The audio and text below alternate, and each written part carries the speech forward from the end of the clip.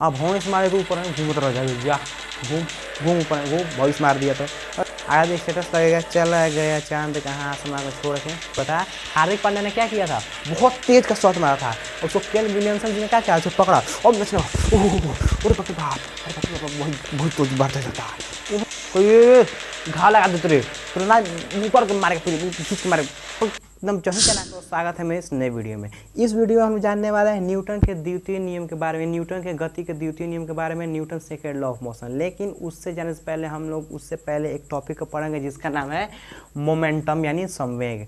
देखिए मोमेंटम को हम लोग डिनोट करते हैं छोटा वाला पीस है, किससे पीस है, स्मॉल पीस है, क्योंकि जो बड़े पीस है क्या किया जाता है, प्रेशर को डिनोट किया जाता है। ठीक है, तो मोमेंटम का फॉर्मूला होता है पी छोटा वाला P equal to mass into velocity. यानी देखिए m का मतलब क्या होता है, मास, m का मतलब मास यानी द्रव्यमान, m का मतलब मास यानी द्रव्यमान, और v का मतलब वेलोसिटी, वेलोसिटी मतलब वेग, वेलोसिटी मतलब वेग। ठीक है, मास मतलब होता है क्या, द्रव्यमान मतलब भार, कौन कितना ज़्यादा भारी है। ठीक है, यानी P बराबर m इंटू वी। यानी कोई पूछेगा कि मोमेंटम किसके कहते हैं, the product of mass and velocity, the product of mass and velocity is called momentum. यानी द्रव्यमान और वेग का जो गुणनफल होता है उसी को क्या बोलते हैं हम लोग, संवेग बोलते हैं। ठीक है, अब यहाँ पर क्या लिखा है, P equal to M into V. यानी जो हमारा मोमेंटम होता है, जो संवेग होता है, वो उसका मान मास पे भी निर्भर करता है और वेलोसिटी पे भी निर्भर करता है।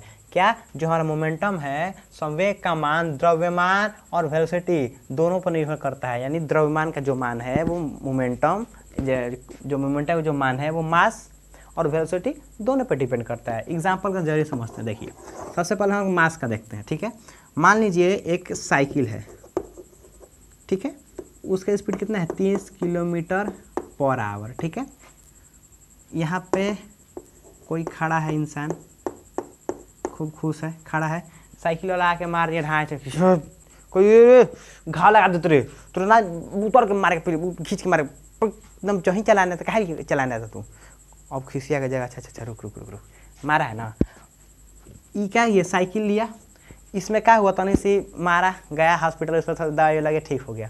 अगला दिन लेके आ गया कार, अगला दिन क्या लेके आ गया कार, कार की स्पीड भी कितनी है, 30 किलोमीटर पर आवर। देखिए वेलोसिटी वही है, वेलोसिटी वही है। अब देखिए साइकिल ने मारा, थोड़ा सा हुआ, ठीक हो गया। लेकिन जब कार आया, जब कार 30 किलोमीटर पर स्पीड के से आया तो क्या हुआ, मारा है तो उड़ के गया जल्दी तो इसमें एक बार हुआ, उसके बाद कुछ नहीं हुआ। ठीक है, इसके बाद क्या हुआ, खत्म हुआ। क्या, द्रव्यमान में चेंज। देखिए स्पीड वही है, 30 ही है, लेकिन चेंज क्या हुआ, द्रव्य यानी भार। ये साइकिल है, हल्का है, धीरे से मारा, कम। ये क्या है, कार है, जोर से मारा, ज़्यादा। जैसे मान लीजिए अब एगो साढ़ है, एगो भैंसा है, एगो बोका है, दोनों को मारेगा तो उड़ खा लगेगा। बोका मारेगा इसी तो उड़ के तो नहीं कर मार दिया। अब भैंस मारे तो ऊपर में घूमत रह जाएगा, जा घूम घूम ऊपर में घूम, भैंस मार दिया तो, अरे भैंस है तो मारेगा तो फेंकाएगा आदमी एक दो टन से, अब बोका है तो तनी से मारेगा, भग मारता है। तो द्रव्यमान क्या करता है, मोमेंटम पे निर्भर करता है, मोमेंटम क्या करता है, द्रव्यमान पे भी निर्भर करता है और वेलोसिटी भी निर्भर करता है। अब समझ लीजिए, मान लीजिए ये साइकिल है, ठीक है, ये भी क्या है, साइकिल है। ठीक है, ये साइकिल कितने की स्पीड से आ रही है, ये पहले 30 था ना, अब ये मान लीजिए साइकिल कितने की स्पीड से आ रही है, 70 किलोमीटर पर आवर की स्पीड से। ठीक, एक और साइकिल है, ठीक है, मान लीजिए एक और साइकिल है, द्रव्यमान देखिए वही है, द्रव्यमान वही है, लेकिन इसकी स्पीड कितनी है, 20 किलोमीटर पर आवर। ये मारेगा तो आगे स्टेटस लगेगा चला गया चांद कहाँ आसमां को छोड़ के। ये मारा तो हॉस्पिटल मिलेगा आपको, हॉस्पिटल में नहीं मिलेगा, थोड़ा सा खर्च रोच आएगा, उतना फर्क नहीं पड़ेगा। तो जो मोमेंटम होता है, जो संवेग होता है, देखिए सबसे पहले वो द्रव्यमान पर निर्भर किया, यानी जिसका द्रव्यमान ज़्यादा भयानक मारेगा आपको, क्या करेगा, भयानक मारेगा। अब एगो ट्रेन है, एगो बस है, फ़र्क होगा, ट्रेन मारेगा तो कहाँ जाएगा, बस मारेगा तो फ़र्क होगा। फिर वेलोसिटी क्या करता है, डिपेंड, वो भी क्या करता है, प्रभाव डालता है। एक 70 किलोमीटर मारा साइकिल है, दोनों साइकिल है, एक 70 किलोमीटर से मारा गया, एक 20 किलोमीटर से मारा रह गया। समझ में आया? ये है मोमेंटम। देखिए मोमेंटम का ऐसा यूनिट क्या होता है, देखिए मास का हो जाता है केजी, मास का केजी, वेलोसिटी का मीटर पर सेकेंड, यानी क्या हो जाता है केजी किलोग्राम मीटर पर सेकेंड। ये क्या हो गया आपका मोमेंटम का ऐसा यूनिट हो गया, मोमेंटम का ऐसा यूनिट, मोमेंटम का ऐसा यूनिट केजी मीटर पर सेकेंड। ठीक है, ये आपको हो गया मोमेंटम। मोमेंटम समझ में आया? एम इंटू वी यानी मास इंटू वेलोसिटी। अब समझते हैं सेकेंड लॉ ऑफ मोशन। ठीक है, न्यूटन का सेकेंड लॉ के बारे में पढ़ते हैं, न्यूटन के सेकेंड लॉ के बारे में पढ़ते हैं। देखिए Newton second law of motion यानी गति का दूसरा नियम न्यूटन जी का। ठीक है, देखिए मान लीजिए आपके पास एक गाड़ी है। ठीक है, मान लीजिए आपके पास एक गाड़ी है। ठीक है, यहाँ पर जुटुआ पूरे बैठा दिए, यहाँ पर हम बैठा दिए, जा रहे हैं नानी घर। ठीक है, यहाँ पर आपकी गाड़ी है। अब आपको इस गाड़ी की मोमेंटम चेंज करनी होगी। अब आपको इस गाड़ी की क्या करना होगा, मोमेंटम चेंज करना होगा। तो मोमेंटम का फॉर्मूला क्या होता है, M into V, M into V. तो कभी भी मोमेंटम मास से चेंज थोड़ी ना होगा, मास से चेंज होगा मोमेंटम कभी नहीं। हाँ, मोमेंटम निर्भर करता है मास पे, लेकिन मास से कभी चेंज नहीं हो सकता है। मोमेंटम कभी चेंज होगा, किससे चेंज होगा, वेलोसिटी से। जैसे मान लीजिए हम हैं, अब हमारे ऊपर 10 किलो किताब गाड़ दीजिए, हमारा मास से कभी मोमेंटम चेंज होगा, हम इधर उधर भागेंगे नहीं। जब हमारा पीछे का वेलोसिटी होगा तब तो हम भागेंगे। और वेलोसिटी यानी मोमेंटम को कौन कैसे चेंज करेगा, वेलोसिटी से। और ये कार वेलोसिटी में कैसे कब आएगी, जब आप इस पर फोर्स अप्लाई करोगे तब। यानी हम बोल सकते हैं कि मोमेंटम तब चेंज होगा जब हम उस पर फोर्स अप्लाई करेंगे तब। मोमेंटम कब चेंज होगा, जब हम उस पर फोर्स अप्लाई करेंगे तब। ये तो है कि मोमेंटम चेंज कब होगा, जब हम उस पर फोर्स अप्लाई करेंगे तब। लेकिन अगर ज़्यादा फोर्स अप्लाई करेंगे, मोर फोर्स अप्लाई करेंगे, मोर फोर्स, तो मोमेंटम भी क्या होगा, मोमेंटम भी क्या होगा, ज़्यादा होगा। जब ज़्यादा फोर्स लगाएंगे तो मोमेंटम भी ज़्यादा, और टाइम कम, टाइम कम। जैसे हमने फोर्स ज़्यादा लगाया, मोमेंटम ज़्यादा हुआ, लेकिन टाइम कम होगा। यदि मोमेंटम फोर्स ज़्यादा तो टाइम कम, यदि फोर्स ज़्यादा तो टाइम कम, और फोर्स कम तो टाइम ज़्यादा। समझ में आया? एक चीज़ को याद रखिएगा, अगर सबसे पहली बात, अगर आप लोग ज़्यादा फोर्स लगाओगे, ज़्यादा फोर्स लगाओगे तो मोमेंटम ज़्यादा चेंज होगा, ट्रू। अगर आप लोग फोर्स ज़्यादा लगाओगे तो टाइम भी कम लगेगा। जैसे मान लीजिए एक यहाँ हम कोई खड़े हैं, अब यहाँ से हमको यहाँ पे जाना है, और कोई बहुत तेज़ी से आपको लेके गया, बहुत तेज़ी से कब लेके जाएगा, जब बहुत तेज़ी से आप उसे फोर्स लगाओगे तब तो लेके जाएगा ना। तो जब तेज़ी से फोर्स लगाएगा तो मोमेंटम बहुत तेज़ी से चेंज होगा। तो जो यहाँ से हम कितने देर में पहुँच गए, मान लीजिए 5 सेकंड में हम यहाँ से यहाँ पहुँच गए, क्यों, क्योंकि फोर्स क्या था, ज़्यादा था। अब सेम चीज़ यहाँ से हमको यहाँ पे पहुँचना है, और फोर्स आप बहुत धीरे धीरे लगा रहे हो, चलिएगा धुकुर धुकुर धुकुर धुकुर धुकुर धुकुर धुकुर धुकुर चल रहे हो, तो फोर्स क्या लग रहा है, कम लग रहा है। तो टाइम क्या होगा, ज़्यादा लग रहा है ना, कि आप पहुँचने में ज़्यादा टाइम लग रहा है। तो वही है कि जो फोर्स क्या होता है, अगर ज़्यादा तो टाइम कम, और फोर्स कम तो टाइम ज़्यादा। ठीक है, अब इसी को क्या बोलते हैं कि आप जितना ज़्यादा फोर्स लगाओगे मोमेंटम उतना ही चेंज होगा। यानी द रेट, यानी हम लोग बोल सकते हैं the rate of change of momentum directly proportional applied force.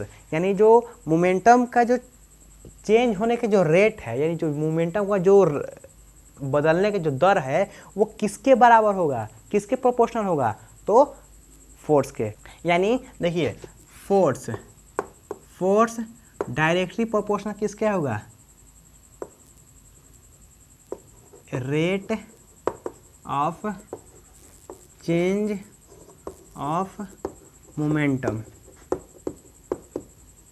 ठीक है, देखिए कभी फिजिक्स में रेट का मतलब क्या होता है, divide by time, divide by time. इसको डिकोड करेंगे तो फोर्स क्या होगा, रेट ऑफ यानी चेंज ऑफ मोमेंटम बराबर टाइम। ठीक है, change of momentum upon time, यानी F directly proportional change of momentum upon time for directly proportional change of momentum upon time. ठीक है, अब देखिए फोर्स क्या है, force directly proportional final momentum minus initial momentum upon time. F directly proportional final momentum upon time, और final momentum यानी मतलब mass into final momentum, यानी एम वी माइनस ये इनिशियल, इसका क्या होगा एम होगा, देखिए यही होगा ना। चलिए अब देखिए, अब हम लोग क्या करेंगे, यहाँ से कॉमन ले लेंगे। अब क्या करेंगे हम लोग, इसका कॉमन लेंगे। देखिए एक फार्मूला हमको डेराइव होगा, ध्यान से देखिएगा। क्या करेंगे यहाँ पे कॉमन लेंगे, इसमें भी एम है, इसमें भी एम है, एम बाहर निकाल दिए, क्या बचा वी माइनस यू अपॉन, यहाँ पर टाइम लिखिएगा आप, ध्यान रखिएगा। ठीक है, अपॉन टाइम। अब देखिए कुछ चीज़ का फार्मूला दिख रहा है, M V minus U upon T equal to acceleration यानी ए, यानी V directly proportional to M T. ठीक है, यानी अब देखिए m इंटू ए। अब देखिए जब हम प्रोपोर्शनल का साइन हटाते हैं, जब कभी भी हम लोग डायरेक्टली प्रोपोर्शनल साइन हटाते हैं तो वहाँ पे एक कांस्टेंट आता है। ठीक है, तो हम लोगों ने क्या किया, यहाँ पे एक कांस्टेंट माना क्या k, लेकिन सौभाग्य से k का वैल्यू कितना आ गया 1, यहाँ पे k का वैल्यू 1, तो यहाँ पे k का वैल्यू जब 1 आता है तो 1 का यदि एक 1 का कुछ मतलब कोई भी नंबर से उसमें गुना करते हैं 1 में तो वो उतना ही रहता है। तो यहाँ क्या होता है f into M A, F into M A, और फोर्स बराबर उसका ऐसा यूनिट हो गया, मास का हो गया kg और एक्सेलरेशन का मीटर पर सेकेंड स्क्वायर। इसी को हम लोग बोल देते हैं क्या न्यूटन, इसी को हम लोग क्या बोल देते हैं न्यूटन। ठीक है, इन्हीं को क्या बोल देते हैं न्यूटन, यानी kg मीटर पर सेकेंड स्क्वायर बराबर न्यूटन, यानी फोर्स का जो ऐसा यूनिट क्या होता है न्यूटन होता है। वो कितना होता है न्यूटन कितना होता है kg मीटर पर सेकेंड स्क्वायर। अब यहाँ पे हमको पता है कि जो मोमेंटम आप जितना बढ़ाओगे, आप फोर्स जितना बढ़ाओगे मोमेंटम उतना ही बढ़ेगा। देखिए यही होता है डायरेक्टली प्रोपोर्शनल, और यह है इन्वर्सली प्रोपोर्शनल। इन्वर्सली प्रोपोर्शनल का मतलब क्या होता है कि अगर बढ़ाओगे तो वो घटेगा, अगर वो घटाओगे तो बढ़ेगा। जैसे मान लीजिए फोर्स है, अगर फोर्स आप बढ़ाओगे तो टाइम क्या होगा घटेगा, टाइम क्या होगा घटेगा। अगर फोर्स घटाओगे तो टाइम क्या होगा बढ़ेगा। ठीक है, अब यही से क्या है, देखिए force equal to M A, यही क्या हो गया न्यूटन के सेकेंड लॉ का फॉर्मूला हमारा हो गया F equal to M A. ठीक है, यानी आप जितना ज़्यादा फोर्स लगाओगे उतना ज़्यादा मोमेंटम चेंज होगा, और जितना ज़्यादा फोर्स लगाओगे उतना कम टाइम लगेगा वो क्या करेगा कहीं पहुंचने में। और ज़्यादा अगर आप कम फोर्स लगाओ, धीरे धीरे कोई चीज़ धकेल रहे हो तो क्या लगेगा टाइम ज़्यादा लगेगा। जैसे एक एग्जांपल समझिए, जैसे क्रिकेट देखते हैं आप लोग, क्रिकेट में क्या करते हैं, फील्डर होते हैं, जो विकेट कीपर होते हैं, जब वो फास्ट बॉल जैसे बुमराह जी हैं और फास्ट बॉल लिया के फेंकेंगे तो धोनी क्या करेंगे, इसको पीछे की ओर लेते हैं, हाथ पड़ाक से पकड़ लेते, वो उसको ठीक है समझ में आता है, लेकिन ज़्यादा टाइम मतलब मोस्ट टाइम क्या करो वो पीछे को लेकर ओ जैसे पीछे का चिल्ला ओ ले जा खेल।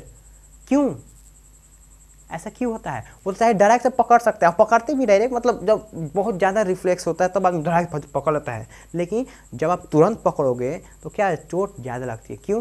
क्योंकि देखिए होता क्या है, जब आप पीछे के हाथ पीछे की ओर लोगे तो क्या होगा टाइम ज़्यादा लगेगा तो फोर्स कम होगा। देखिए टाइम ज़्यादा तो फोर्स कम, यानी जो चोट आपको बहुत तेज़ लगने वाला था वो हल्का हल्का धीरा हो गया, वो हल्का हल्का क्या हो गया धीरे हो गया। यानी जितना ज़्यादा उसको क्या करोगे पीछे लोगे उतना ज़्यादा फोर्स क्या होगा कम होगा, उतना ज़्यादा आपके हाथ में क्या लगेगा कम चोट लगेगा। अब गेंदा आ रहा है, हीरो बन के गलत निकल के पकड़ बापू बापू।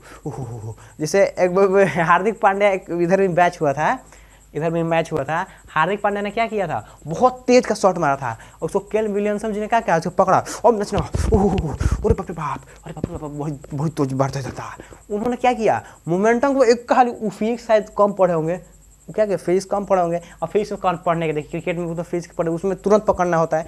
अब क्या एक बाइक आया, एक बाइक पकड़े, मोमेंटम तड़ाक 0 होगा, भयानक चोट लगा। वही आराम से आता, कैच ऐसे पकड़ते हैं तो कम चोट लगता है, क्योंकि जब बॉल की आने की स्पीड ठीक है, लेकिन जब आप उसको कवर कर रहे हो तो आप उसको ज़्यादा टाइम ले रहे हो उसको कवर करने में, तो टाइम जब ज़्यादा लोगे तो फोर्स क्या हो जाएगी, कम हो जाएगी। एक और एग्जांपल ले लेता हूँ हम लोग, सीट बेल्ट जब कार में जो आप सीट बेल्ट पहनते हो, वो भी क्या करता है, आपको मूवमेंट को क्या करता है, धीरे धीरे कंट्रोल करता है। जैसे यहाँ पे एक सीट बेल्ट लग गया मान लीजिए, तो जब आगे जाकर धीरे धीरे आगे ले जाएगा, और पता अगर टाइट है तो पता नहीं फोड़ फाड़ देगा सब, पहुँचा जा, अरे बापी क्या हो गया, चलो हॉस्पिटल। अब समझ में आया, तो यहाँ पे क्या लगा है, सीट बेल्ट लगा, तो क्या करेगा, धीरे धीरे क्या आपको आगे ले जाएगा, एक टाइम पे क्या वो आपको रोक देगा, आज भूगुन नहीं लड़ने देगा। बिना सीट बेल्ट का ले कल हचाक से ब्रेक मारे भूगुन फोड़ देगा। और ये क्या होता है, ये ऐसा क्यों होता है, न्यूटन फर्स्ट लॉ के आपको हम पढ़ा दिए थे, ठीक है। तो एक और एग्जाम्पल हम ले लेते हैं, जैसे मान लीजिए जो हाई जंप करने वाले इंसान होते हैं, जो हाई जंपर होते हैं, जो लॉन्ग जंपर होते हैं, तो जो हाई जंप करते हैं, जो ऊपर से कूद के आते हैं, उनके नीचे क्या बिछाया जाता है, गद्दा बिछाया जाता है। क्यों, क्योंकि जैसे मान लीजिए ये कोई सॉलिड सरफेस आ गया, आप तड़ाक से गिरोगे, आपका मोमेंटम क्या होगा, तुरंत 0 होगा, भयानक चोट लगेगा, एकदम और सब थूरा उड़ जाएगा, और सब टूट टाट जाएगा। खेलने आया था, मेडल लेने आया था, कुछ और लेके जाओगे, तुरंत चोट लगेगा। और वहीं क्या करेगा, गद्दा बिछाएगा, तो जब ऊपर से गिरोगे तो गद्दा क्या मुलायम होता है, हल्का नीचे जाएगा, एक साइड पे आपको रोकेगा।